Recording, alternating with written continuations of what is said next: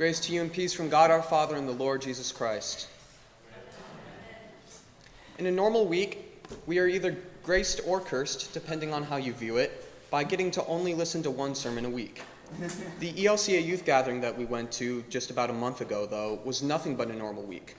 During the duration of this fun and life-changing trip, we heard somewhere in the vicinity of 12 sermons. For the most part, the individual messages were unable to stick with us, especially those of us who were asleep. But what really mattered was the community that we got to spend time with. In today's Old Testament reading, Joshua calls all the tribes together and tells them to go serve the Lord. Well, the circumstances aren't quite the same, but the message was still there when we went to New Orleans. Revere the Lord and serve him in sincerity and faithfulness.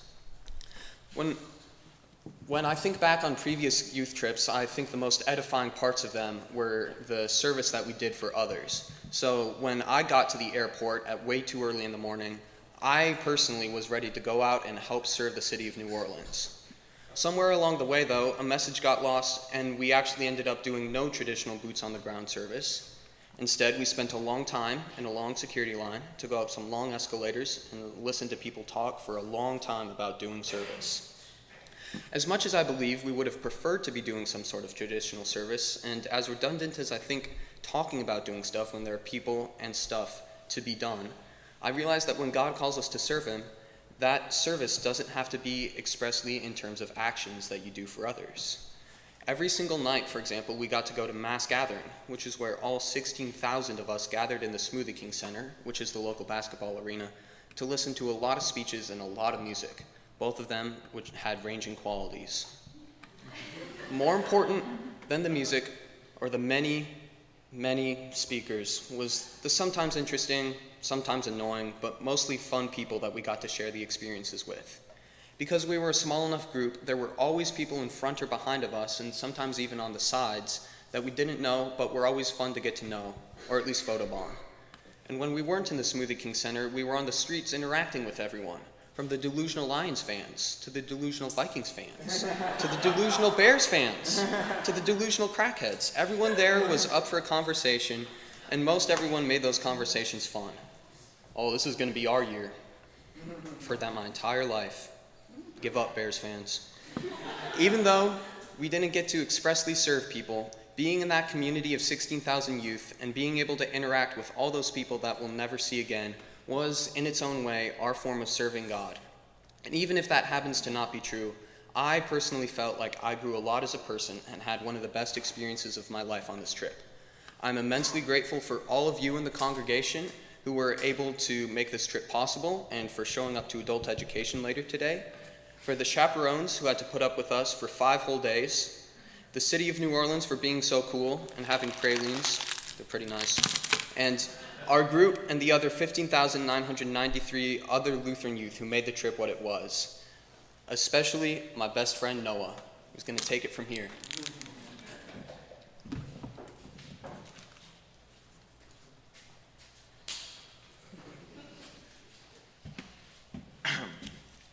Hello, my name's Noah Bruns. I'm a youth here and I went on the trip. I just want to tell you guys a little bit about what we did and how it was formatted. So my favorite part about the trip was definitely meeting all the different people from all over, especially our next door neighbors in our hotel who are from Minnesota. Shout out to them. From staying up till 3 a.m. and seeing them around the streets of New Orleans, you could basically look anywhere and see these orange shirts and find anyone from the gathering. The funniest memory though was definitely when Abby fell asleep at mass gathering. I still don't know how she did it with 16,000 people yelling, screaming, and singing, but she made it work. She stayed asleep so long, we clipped 9 clothespins to her hair and took them off before she woke up. Anyways, throughout the trip, there was fellowship, friendship, and lots of fun. The way they had the week set up was there was a theme for every day. The overall theme was created to be, and the first day was created to be brave, the second day was created to be authentic, the third day was created to be free, the fourth day was created to be disruptive, our personal favorite, and the fifth day created to be disciples. On the first day, we bravely explored the uncharted territory of New Orleans. While it was a daunting task, we ended up making our way around the city just fine. On day 2, we went on a trip to our past and visited the World War II Museum. It was very moving to see such a controversial piece of our history and see all the stories about it. We even talked to some vets who helped us find Pastor Ben when we got lost. After the museum, we went out for lunch, and on this day, they also had a scavenger hunt put on by the ELCA. As we were having lunch, we noticed that one of the missions was to interview a native New Orleans. And so we decided we were going to interview our waitress, Kadra. We asked her questions such as, what are her fondest memories, and what's her favorite part about living in New Orleans? She was very eager to answer our questions, which we were very grateful for. On day 3, we had Synod Day, which was the day where we worshiped with the entire region and took a legendary picture with the Bishop Gromberg. It was cool to see how many people from the conference were from our synod and the synods surrounding us. This was the first night that we went to nightlife/community life, a fun, engaging rager for all the youth and chaperones to attend. It was filled with loud music, flashing lights, and even a proposal during Love Story by Taylor Swift. But if you want to hear about that, you have to come to Adult Sunday School after service. On day 4, we played catch with chairs and explored the convention center where they had many different tables set up to show support for the different groups. On the other side, they had many games and bounce houses set up for the youth to enjoy. Throughout the day, they would have concerts, marching bands, and dancers. That night, we met Jorge's cousin, the skinnier, more lifeless version. To see that picture, you have to come to Sunday school. On day 5, we went to the aquarium and danced in the rain. There wasn't much to do as we were constantly getting bombarded with the rain, so we tried to make the most of it. That night, we partied hard till 3 a.m. Well, if your definition of partying is teaching Minnesotans how to play poker, I guess that works. After about 30 minutes of tirelessly explaining, we settled for Go Fish.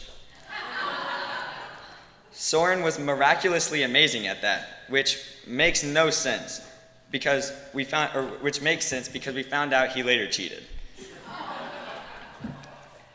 Despite all this, we grew closer with each other, which made it all worth it, making friends who we might never see again, but we'll stay in touch with throughout the years. People we can ask questions and talk about our faith with because we were all there for the same reason, to grow with God. Now, I can't speak for everyone else, but I know for sure I grew not only closer to God, but strengthened my faith with him. I also got much closer with my bestie Soren. And overall, I think the trip was a very important experience in my faith journey and in anyone's faith journey. I would like to thank Pastor Ben and Eliana for putting up with us, and all the people of the congregation for supporting us and giving us the opportunity to go on this trip. Thank you.